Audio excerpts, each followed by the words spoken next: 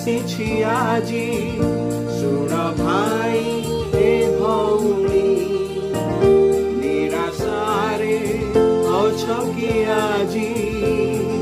ତେବେ ଶୁଣ ଏ ଭାଇ, ଶୁଭ ବାର୍ତ୍ତା ଆସିଛି ଆଜି।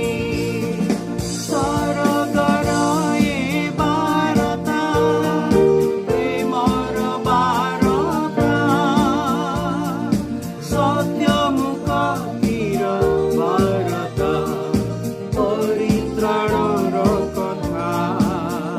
ଶୁଭ ବାର୍ତ୍ତା ଆସିଛି ଆଜି। প্রিয় শ্রোতা বন্ধু, প্রভু যীশুখ্ରୀଷ୍ଟଙ୍କ ଗୌରବମୟ ନାମରେ ଆପଣଙ୍କୁ ଶୁଭେଚ୍ଛା। ପବିତ୍ର ବାଇବଲର ମାଥ୍ୟୁ ଲିଖିତ ସୁସମାଚାର 6 ଅଧ୍ୟାୟର 10 ପଦରେ ଆମେ ଏପରି ପାଠ କରୁ, ତୁମ୍ଭର ରାଜ୍ୟ ଆସୁ, ଯେପରି ସ୍ୱର୍ଗରେ ସେପରି ପୃଥିବୀରେ ତୁମ୍ଭର ଇଚ୍ଛା ସଫଳ ହେଉ। ବାପ୍ତିଜକ ଯୋହନ ଯେତେବେଳେ ପାପୀ ମାନବ ସମ୍ମୁଖରେ ସୁସମାଚାର ପ୍ରଚାର କରିବା ଆରମ୍ଭ କଲେ, ସେ କହିଲେ, ମନ ପରିବର୍ତ୍ତନ କର, କାରଣ ସ୍ୱର୍ଗ ରାଜ୍ୟ ସନ୍ନିକଟ। ପ୍ରଭୁ ଶ୍ରୀଖ୍ରୀଷ୍ଟ ମଧ୍ୟ ଯେତେବେଳେ ସେବା କାର୍ଯ୍ୟ ଆରମ୍ଭ କଲେ, ସେତେବେଳେ ସେ ପ୍ରଚାର କରି କହିଲେ, ମନ ପରିବର୍ତ୍ତନ କର, କାରଣ ସ୍ୱର୍ଗ ରାଜ୍ୟ ସନ୍ନିକଟ।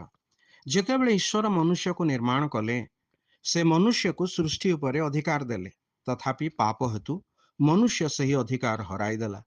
ମନୁଷ୍ୟକୁ ସେହି ଅଧିକାର ପୁନର୍ବାର ଫେରାଇ ଦେବା ନିମନ୍ତେ ତଥା ପାପ ଓ ପାପର ପ୍ରଭାବରୁ ମନୁଷ୍ୟକୁ ରକ୍ଷା କରିବା ନିମନ୍ତେ ପ୍ରଭୁ ଶ୍ରୀଖ୍ରୀଷ୍ଟ ସ୍ୱର୍ଗରୁ ଅବତୀର୍ଣ୍ଣ ହୋଇ ମନୁଷ୍ୟ ରୂପ ଧାରଣ କଲେ, ଆପଣାକୁ କ୍ରୁଶରେ ବଳିଦାନ କଲେ।